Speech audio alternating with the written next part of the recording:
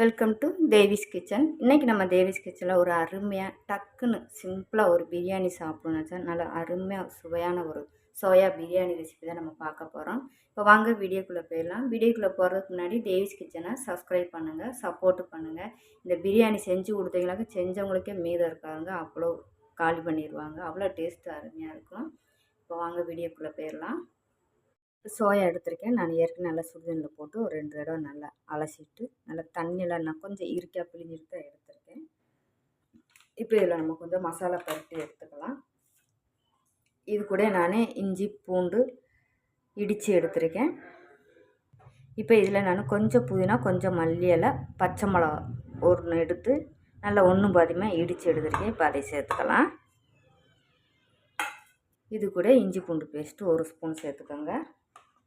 உங்கள்கிட்ட என்ன mutton masala, chicken masala எதுனாலும் இருந்தால் நீங்கள் எடுத்துக்கோங்க. 1 ஸ்பூன் அளவுக்கு நான் சேர்த்துக்கிறேன். 1/4 டீஸ்பூன் அளவுக்கு மஞ்சள் பொடி. இப்போ இது கூட 2 ஸ்பூன் அளவுக்கு தயிர் எடுத்திருக்கேன், அதையும் சேர்த்துக்கோங்க. இப்போ இதில் தேவையான அளவுக்கு உப்பு சேர்த்து நல்லா மிக்ஸ் பண்ணி எடுத்துக்கோங்க.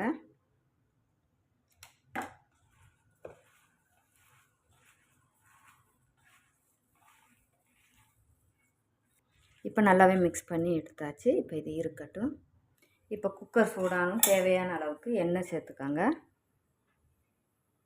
எண்ணெய் காஞ்சதும் இது கூட கல்பாசி, 2 கிராம்பு, 2 பட்டை, ஏலக்காய் 2, ஒரு பிரியாணி இலை சேர்த்துக்கோங்க. இது கூட கட் பண்ண வெங்காயம் கொஞ்சமாக சேர்த்துக்கலாம்.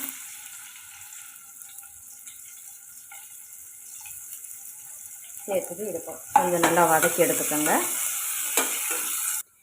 இப்போ வெங்காயம் நல்லா வதங்கி எடுத்தாச்சு. எந்த அளவுக்கு நீங்கள் வெங்காயத்தை வதக்கி எடுத்துக்கோங்க. இப்போ நம்ம மசாலா பட்டின சோயாவையும் நம்ம சேர்த்துக்கலாம்.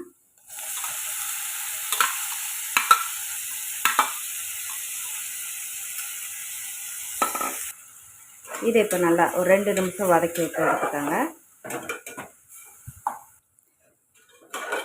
இப்போ மசாலா நமக்கு பச்சை வாடை போயிடுச்சு. பார்த்தாலே உங்களுக்கு தெரியும், எண்ணெயில் நமக்கு கொஞ்சம் ஓரளவுக்கு பிரிஞ்சு வந்திருக்கு. இப்போ இந்த டயத்தில் நான் பாஸ்மதி அரிசி எடுத்துகிட்டு சீரக சம்பா அரிசி எடுத்திருக்கேன். நீங்கள் எந்த அரிசினாலும் கையில் உள்ளது நீங்கள் எடுத்துக்கோங்க.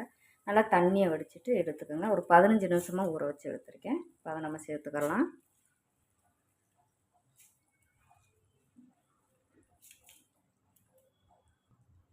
இப்போ நான் இந்த கிளாஸ் அளவுக்கு தான் நான் எடுத்திருக்கேன். உங்கள் கையில் எது பாத்திரம் இருக்கோ அந்த அளவுக்கு நீங்கள் எடுத்துங்க. இப்போ இந்த அளவுக்கு தான் நான் ஜீரக சம்பா 1 கிளாஸ் அரிசி எடுத்திருக்கேன்.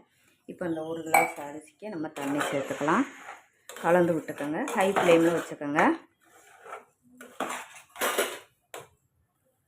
இப்போ கலந்து விட்டாச்சு. இப்போ நான் தண்ணி நல்லா சூடாக்கி வச்சுருக்கேன். இப்போ அதையும் நம்ம சேர்த்துக்கலாம். நான் 1 கிளாஸ் ஜீரக சம்பா அரிசிக்கு 1.5 கிளாஸ் தண்ணி எடுத்திருக்கேன். கரெக்டாக வரும் நமக்கு.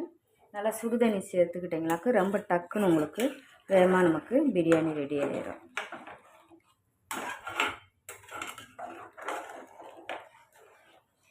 இப்போ இதில் நம்ம சாதத்துக்கு தேவையான அளவுக்கு உப்பு சேர்த்துக்கலாம். சைடில் உள்ள ஓரங்களை எடுத்து விட்டுக்கோங்க.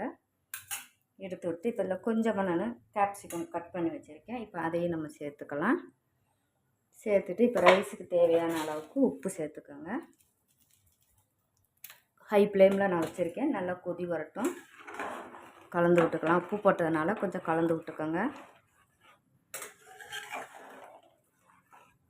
ரெசிபிலாம் யூஸ்ஃபுல்லாக இருந்தால் சேனலை சப்ஸ்கிரைப் பண்ணுங்கள்.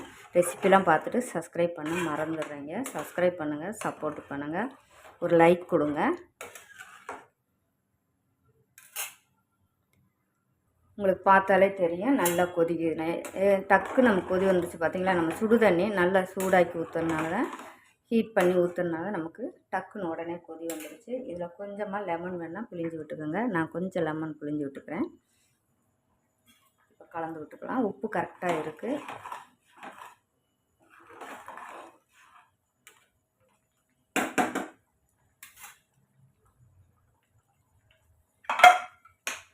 இப்போ நம்ம ப்ரெஷர் போட்டுக்கலாம்.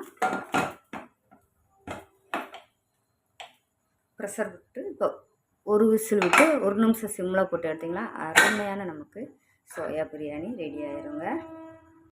ப்ரெஷரில் நல்லாவே போயிடுச்சு. இப்போ ஓப்பன் பண்ணிக்கலாம். அருமையாக அருமையாக நமக்கு சோயா பிரியாணி ரெடி ஆயிடுச்சுங்க. இதில் விருப்பப்பட்டால் நீங்கள் ஒரு 2 ஸ்பூன்லேருந்து தேவையான அளவுக்கு நெய் சேர்த்து கலந்து விட்டுக்குங்க.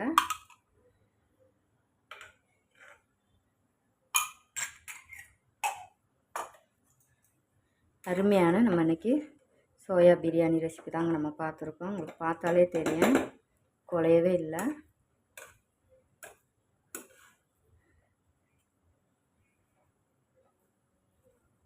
ரெசிப்பிலாம் நிறையா போட்டிருக்கேன், போய் பாருங்கள். ரொம்ப யூஸ்ஃபுல்லாக இருக்குங்க. சேனலை சப்ஸ்கிரைப் பண்ணுங்கள், சப்போர்ட் பண்ணுங்கள், லைக் பண்ணுங்கள். தேங்க்யூ.